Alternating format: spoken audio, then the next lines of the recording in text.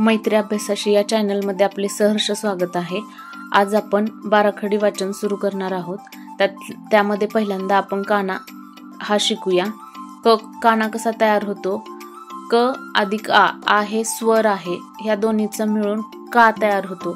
जसा का तयार झाला त्याप्रमाणे आपण बाकीचे शब्द वाचायला शिकूया। खा, गा,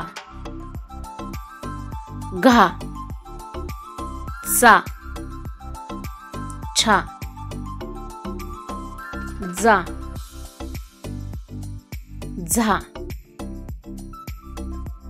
टा, ठा, डा, ढा, ना, ता, था, दा, धा, ना, पा, फा, बा, भा, मा,